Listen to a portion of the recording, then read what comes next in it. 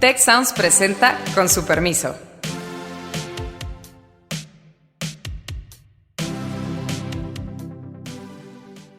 Con su permiso, yo soy Carlos Elizondo y hoy hablaremos sobre el terrible atentado que tuvo lugar en la Ciudad de México el jueves pasado. Lo más grave es que ocurre justamente ese atentado en el centro de la Ciudad de México, se puede decir en el centro muy neurálgico. El impacto que tiene que un gobierno quiera ignorar la materia de seguridad y ausentarse de su responsabilidad. El mensaje que captan los grupos criminales es que no hay coordinación. Se han vuelto lamentablemente las matanzas en muchos lugares del país comunes. Ocurren un día sí y otro también. Me acompañan en este podcast Beata Boina, Héctor Villarreal y Alejandro Puare. La verdad a mí me dejó muy preocupado lo que vimos, oímos, supimos el jueves pasado, en la madrugada realmente del viernes. ¿Cuál es la opinión de ustedes? A mí me parece que esto es un desafío como nunca lo habíamos visto al Estado mexicano. No hay en la información que yo conozca algo parecido en la Ciudad de México. Es también sorprendente enterarse que había información de un posible atentado y el relativo bajo nivel de seguridad que traía el secretario de Seguridad Pública, Omar García Harfuch, que fue a quien atentaron contra su vida, es decir, traía una camioneta y una escolta, sí, una buena camioneta, pero no había más. Sorprende que las cámaras montadas a lo largo de toda la ciudad, sabiendo que por ahí iba a circular el secretario, no detectaran que había una camioneta Rediles llena de personas extrañas, muy extrañas, cuando iba a pasar a las 4 de la mañana. Y la verdad sí nos muestra que la estrategia del gobierno que nos ha dicho el presidente, que él no le va a declarar la guerra a los narcotraficantes, pues está bien, a lo mejor no se la declara, pero los narcotraficantes se la han declarado al Estado mexicano. Si la estrategia que estamos siguiendo claramente no ha ayudado a disuadir al crimen de resolver los problemas con balazos, los indicadores de violencia criminal, de asesinatos, enfrentamientos entre bandas criminales están en niveles altísimos y creo que es momento de volver a pensar sobre cómo puede un país de nuestro tamaño, con nuestros recursos son muchos, enfrentar un problema de esta magnitud. ¿Qué opinan? Pues es una llamada de atención muy poderosa, es lamentable. Por fortuna, el secretario de Seguridad Pública de la Ciudad de México salió pues vivo de este atentado, pero es una cuestión que coincido absolutamente contigo. Es de la más alta gravedad, es una cosa inédita absolutamente y se enmarca en otros episodios presuntamente relacionados con el Cártel Jalisco Nueva Generación, de atentados contra otros actores del Estado mexicano, el asesinato de un juez en Colima y su esposa. Hay también versiones periodísticas de que, como bien decías tú, se había anunciado el alto riesgo de este atentado y otras personas del más alto nivel del gobierno mexicano también en la lista de posibles blancos de esta estructura delincuencial y que tendría que ver además en una posible versión con lo que se interpretaría como un acercamiento del gobierno mexicano con el cártel tradicional del Chapo en el Pacífico. Y bueno, lo que es evidente es el saludo del presidente de la República a la madre de Joaquín Guzmán Loera. Lo que es evidente también es esta narrativa de los abrazos y no los balazos, y lo que es evidente también es que hay un segmento de la delincuencia organizada que ni de chiste quiere esta estrategia, quiere también una confrontación directa y también en el marco de problemas sumamente delicados, lo que ocurrió en el fin de semana con las detenciones de los familiares de El Marro y eventualmente su liberación, que hablan al menos de una falta de coordinación al interior del gobierno federal pasmosa. Es decir, hay órdenes de presentación, hay operativos por parte de la Secretaría de la Defensa Nacional, van detrás de estas personas acusándolos de delincuencia organizada y a la hora de presentarlos ante la Fiscalía Federal no atrae los delitos, como resultado de lo cual, pues obviamente los jueces dicen, pues si no hay delitos del orden federal y estas personas no tienen realmente un expediente por el ámbito local, y pues salen liberados después del desorden y el desastre que se armó precisamente como resultado de esa detención. Creo que este caso añade un ingrediente sumamente complejo a lo que está ocurriendo en nuestro país en esta materia.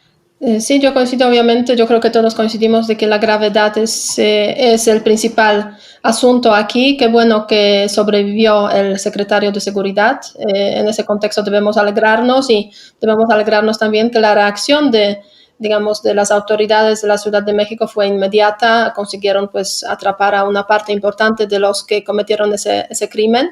Ahora bien, de los que cometieron ese atentado, ahora bien, la pregunta es si obviamente se conseguirá enjuiciar a estas personas, porque hemos visto pues precisamente recientemente las liberaciones, porque no hay capacidad de pues procurar justicia en este contexto.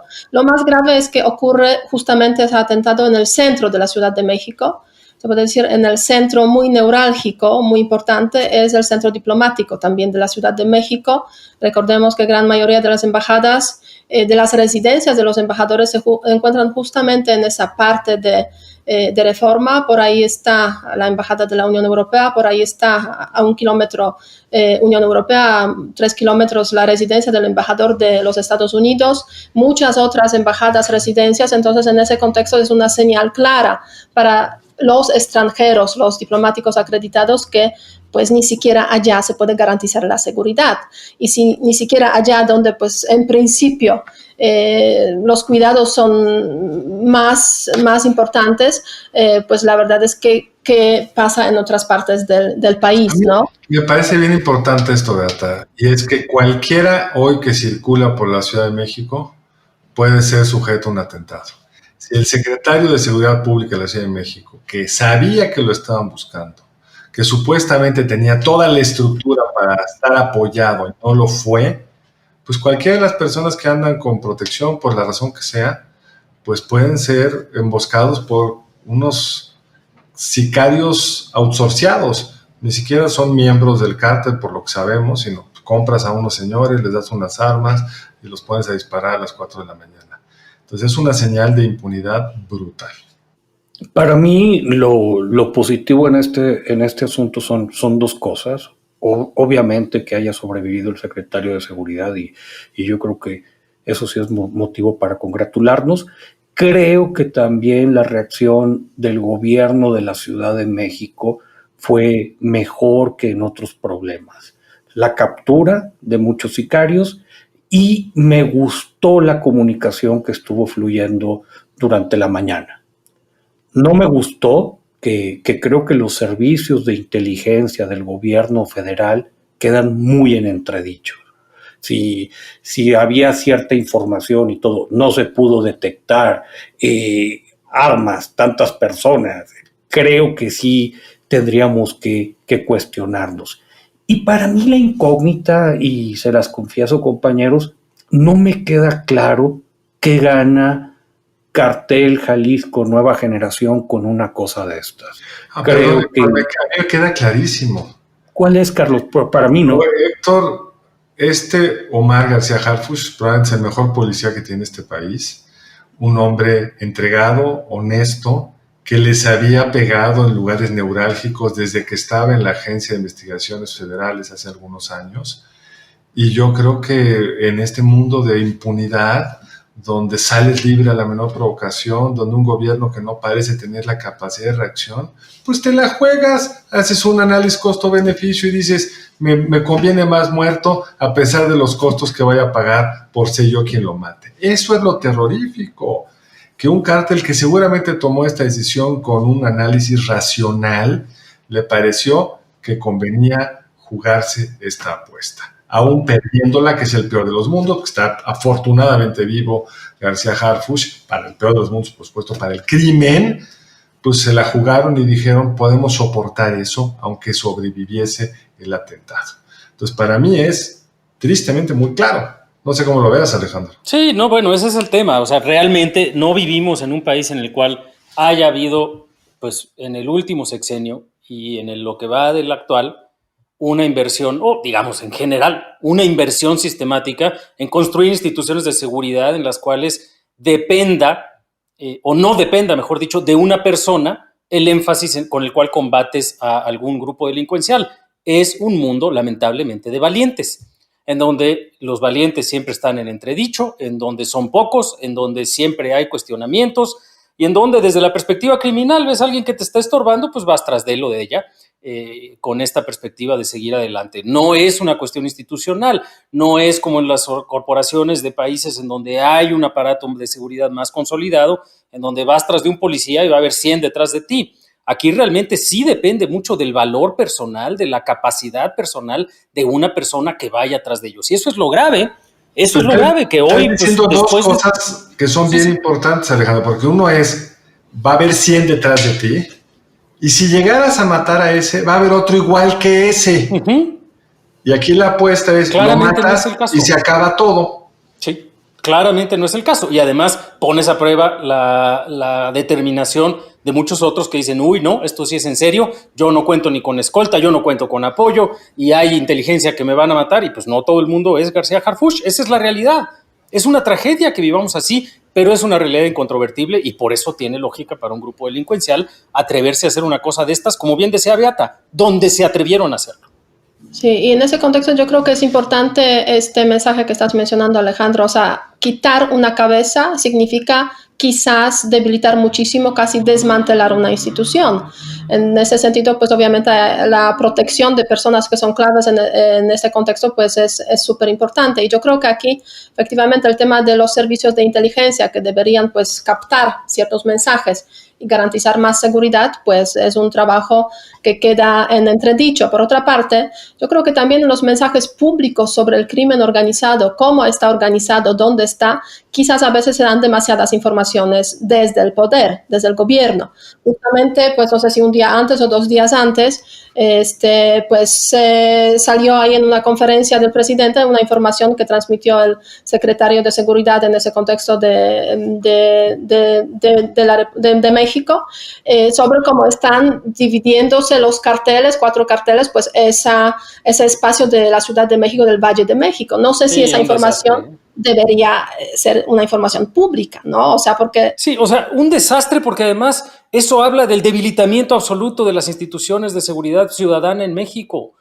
Cuando, imagínense ustedes lo que resulta que un gobierno de izquierda en este país tenga a los militares informando de la seguridad de esta ciudad, que ha sido tocada por el trauma del 68, que ha sido tocada por la represión militar en contra de estudiantes. Ahora resulta ser que es la Secretaría de la Defensa Nacional quien da, además públicamente, en una muestra, yo no sé de qué, información respecto a cómo está organizada la delincuencia en esta. ¿Cuál es el propósito? ¿Y qué nos dice eso de el impacto que tiene que un gobierno quiera ignorar la materia de seguridad y, digamos, ausentarse de su responsabilidad? Ahí coincido con Héctor. Al menos la respuesta de la jefa de gobierno sonaría a que se hace responsable, pero tampoco es que hayan hecho un gran trabajo. Realmente pusieron a García Harfuch y le han dado cierto apoyo. No hay un esfuerzo institucional sistemático tampoco. Yo siento, Alejandro, que uno de los problemas que traemos de parte del gobierno federal es que los mensajes han sido sumamente confusos. Incluso entre el tan trillado abrazos, no balazos, y que estamos pacificando, pero los números están muy mal, y el número de homicidios, y se han vuelto lamentablemente las matanzas en muchos lugares del país comunes. Ocurren un día sí y otro también.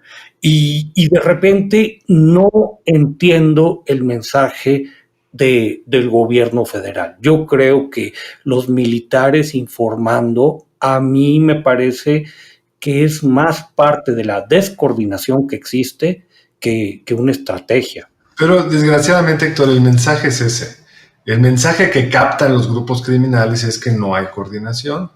El mensaje que captan los gobiernos locales es que los militares les van a resolver todo, y entonces le avientan todo el problema a los militares. El mensaje que capta el criminal es que no se pueden poner de acuerdo entre si lo va a llevar la Fiscalía General o la del Estado, y después de un operativo de esas dimensiones sueltan a la señora, que está el mensaje para los militares de que para qué hago todo mi trabajo si lo van a soltar a las 48 horas o lo que hayan sido.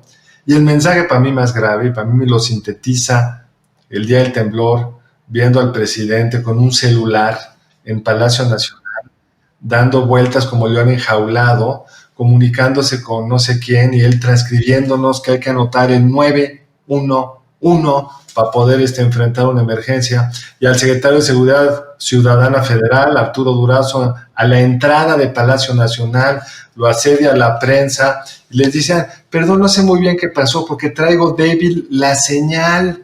El problema es que traen débil da risa, pero es trágico. No, y Traen la verdad débil es la que señal, exacto, ese es el problema, trae débil la señal. el tema es que todo eso ocurre pues antes de 1 de julio, que es una fecha importante, por la entrada en vigor del Tratado de Libre Yo creí Comercio. que por el aniversario, Beata. Sí, yo ya me iba a poner de pie a celebrar. No, yo estoy viendo, cómo, internacionalmente puede tener este impacto esa noticia. O sea, si estamos buscando inversiones, si estamos buscando como que este país no se hunda en términos económicos, pues es un mensaje también a los empresarios, a los inversionistas, ¿no? Y en ese contexto, pues obviamente es más que grave que ocurran esas cosas en el centro de la Ciudad de México, en la zona pues tan importante desde el punto de vista internacional. Entonces, este mensaje, del atentado, y es tan fácil hacerlo, pues se suma a muchos otros mensajes precisamente del desempeño económico. Sí. El gobierno está ilusionadísimo con el tratado con el TEMEC, y el presidente hoy todos los días nos dice que la recuperación va a ser rápida por el tratado, pero lo que nos dicen todos los que tienen que ver con el tratado, del encargado del hemisferio occidental del Fondo Monetario, a cualquiera de los embajadores de la Unión Europea que han mencionado. O el propio embajador de Estados Unidos. O el propio embajador de Estados Unidos, es que esto no va a cambiar nada. Y si, como bien dices tú, se le suma un atentado a 2,5 kilómetros de la residencia del embajador de Estados Unidos, pues lo que estamos viendo es la cosecha de lo que este presidente ha sembrado pues, en 2 años, porque realmente empezó a gobernar desde el día que triunfó exactamente el 1 de julio. Y el impacto va a ser brutal, ¿eh? El impacto de lo que está ocurriendo para la moral y para la convicción y para la determinación de los gobiernos locales, que de por sí es escasa, pero luego sí existe, va a ser brutal, porque en particular lo que ocurrió en Guanajuato es un desastre. Es un desastre, porque en Guanajuato fue muy bien recibida la noticia de la detención de los familiares del Marro, entre otras cosas porque significaba coordinación entre gobierno federal y estatal. Fue un operativo de Sedena con apoyo de las fuerzas de la Fiscalía y la Policía Estatal. Y ahora, pues hoy en la mañana, estamos en lunes 29 de junio grabando, el propio presidente de la República ya le quiere echar toda la culpa a la Fiscalía de Guanajuato cuando pues no fueron así las cosas. Es decir, el impacto de esto para el clima de inversión a mediano plazo, para la determinación para combatir la delincuencia. Alejandro, pero quizá convendría explicar un poco más lo que dijiste en tu primera intervención. ¿Por qué esto tendría que haberlo integrado la Fiscalía General de la República? Porque en principio a los delitos por los que se les imputaba a estos familiares de este presunto delincuente son delitos del Fuero Federal, es decir, delincuencia organizada fundamentalmente, otros que tienen que ver con delitos contra la salud, todos esos son delitos del Fuero Federal, lavado de dinero, todos esos etcétera. son federales. Así es, y por supuesto pues es un operativo de Sedena, va con el apoyo local, los presenta en la Fiscalía General de la República, que es quien tendría que integrar el expediente, y dice, no, pues no, yo ¿por qué? Y entonces pues la Fiscalía local trata ahí de una forma infructuosa de armar un expediente por narcomenudeo, por santo Dios, pues obviamente los iban a soltar. Con un juez local que no tiene protección y que prefiere el escarnio público del observador que el asesinato del grupo criminal en cuestión, hombre. No me quiero meter ese tema. Esto que está comentando Alejandro, creo que es un ángulo que se ha revisado menos. Sí lo hemos platicado nosotros en el programa. ¿Cuál es el rol de nuevo de los gobiernos estatales? Yo creo que con esta cuestión de la seguridad, muchos gobernadores van a replantear qué les toca hacer y qué dejarle a la federación, de la que a lo mejor ya no van a esperar gran cosa. Y eso sí va a cambiar mucho, me parece, la política pública importante. Pero no entiendo, Héctor, cómo. No entiendo cómo.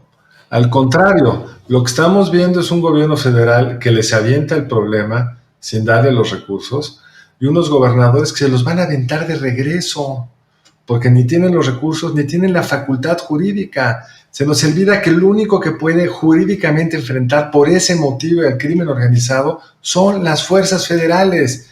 Las estatales pueden prevenir en caso de que haya un delito, están para evitar algo, pero no pueden hacer toda la tarea de enfrentamiento y desmantelamiento de las bandas criminales. No es su responsabilidad jurídica. Y esto es peor, porque a nivel local esto suena a emboscada. Es decir, vas, detienes a las personas con el apoyo federal, etcétera, y después te echan la culpa de que fue por tu culpa que no salió la cosa. En el fondo seguiremos con el mismo caos y la misma incapacidad de solucionar los temas de seguridad. Y en el fondo, pues lo que está pasando es que no con el mismo. Lo que no nos damos esto implica un deterioro. Ese es el cada vez peor.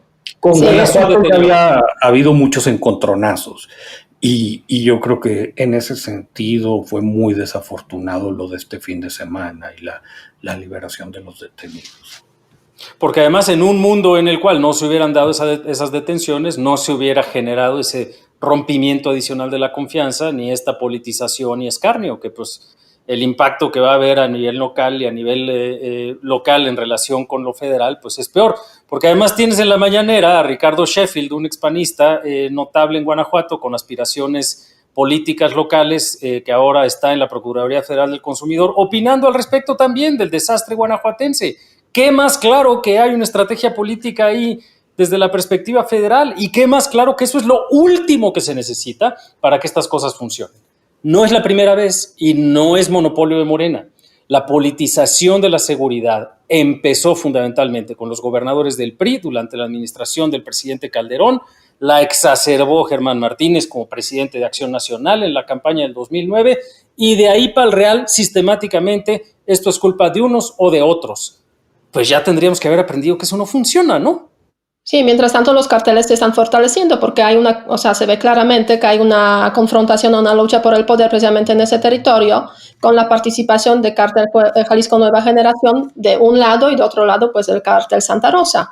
Entonces pues en ese contexto seguramente el atentado contra al secretario de Seguridad de la Ciudad de México pues forma parte de esa estrategia de demostrar quién es más fuerte, ¿no?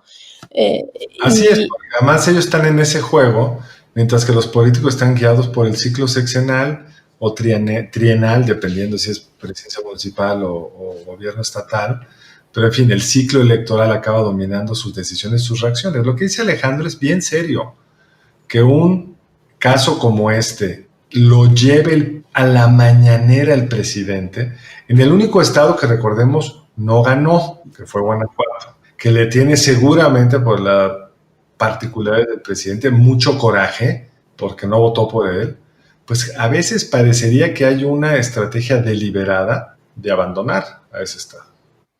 Y esto se siente como emboscada y eso es delicado. Y creo que la diferencia con lo que ha ocurrido en Ciudad de México pues es un poco también notable. Ahí no hay estrategia de golpeteo, ahí no es que haya un gran fracaso de la estrategia de seguridad, ahí no es que ante este brutal atentado en contra del líder de la seguridad pública en nuestra capital, no es que haya un desastre de gobierno, no, es exactamente la narrativa contraria, es que es porque se les está combatiendo. No tiene ningún sentido seguir esa narrativa. Desde el lado de gobierno siempre hay esa tentación de eximirse de responsabilidad y siempre hay estos ciclos, pero hay que ser sumamente cuidadosos. Esto solo puede empeorar si no hay cambio de estrategia. Es muy lamentable.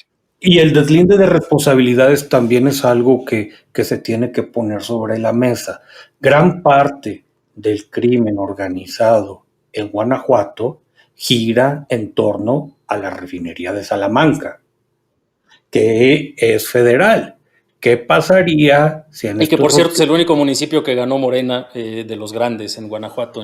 Buena aclaración, pero imagínate que el gobernador de repente le dijera, ¿sabe qué, señor presidente? Pues vamos cerrando la refinería. Pero bueno, ese es un gran tema, Héctor, pero el tiempo se nos va. Les voy a recordar la pregunta que les hicimos en el podcast pasado. La pregunta es, ¿en cuál de las siguientes problemáticas considera usted que debería enfocarse el presidente López Obrador? 50% la economía, 32% salud, crimen, 5%. Seguro contestaron corrupción. todos antes del fin de semana, profesor. Exacto. Primero hay que recordar que este tipo de encuestas siempre es relativo a qué es lo que me está preocupando más ahora. Si contestas el crimen, no es que ya no te preocupe el crimen, es que pues, perdiste tu trabajo y te preocupa más la pérdida económica. Pero sí te indica en qué está la atención central del gobierno. La pregunta para ustedes de esta semana será la siguiente. ¿Ustedes creen que la estrategia de seguridad del presidente López Obrador debería de continuar en el mismo sentido o debería realmente de hacer un giro importante?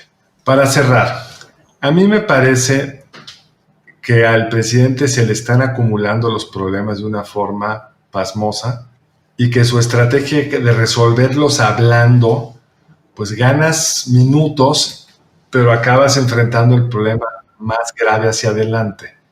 O sea, en un contexto de caída de la economía, de muertos crecientes en la pandemia, yo ya no me imagino cómo va a ser el segundo semestre del año.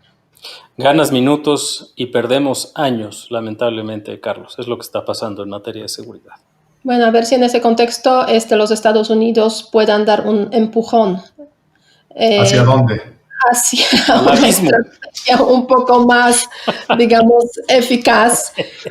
Yo creo que va a ser difícil, pero yo creo que es la única fuerza que eventualmente podría hacer cierto cambio, porque si la estrategia no funciona y vemos todo el desastre que está pasando en temas de seguridad, pues realmente si esos temas de seguridad se empezaran a salir hacia los Estados Unidos, y es el mensaje también que va desde el embajador de Estados Unidos, pues quizás eso es el único, digamos, punto rojo, única línea roja que puede influir en cierto ajuste en la estrategia. Quizá, pero del otro lado de la frontera también hay un bombero pirómano que en una de esas prefiere el incendio para elevar el muro.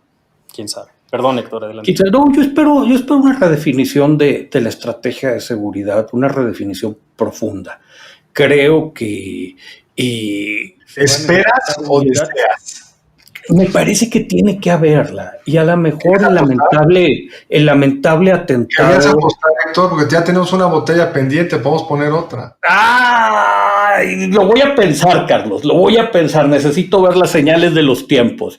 Pero a mí me parece que el lamentable atentado puede ser el pretexto. Es un gobierno que no se ha caracterizado por humildad. Yo creo que decir, ¿sabes qué? Nos falló la estrategia, es una sopa de sapo que no se van a comer, pero a lo mejor el atentado les da el pretexto para decir, ha habido un recrudecimiento y esto nos va a llevar a replantear. Creo que eso sí puede suceder. Pues me encantaría que fuera. Cuando quieras la apuesta, me dices, aunque hayan dicho que la van a cambiar, creo que no la cambiarán. Pero en fin, les agradezco mucho, sobre todo a ustedes, y con su permiso, nos vemos en una semana. Muchas gracias al equipo del Tecnológico de Monterrey y de Tech Sounds. Productor ejecutivo de Tech Sounds, Miguel Mejía. Productora de Con su permiso, Alejandra Molina, y postproducción, Max Pérez. Les invitamos a escuchar el siguiente episodio de Con su permiso y el resto de programas de Tech Sounds en los canales de su preferencia.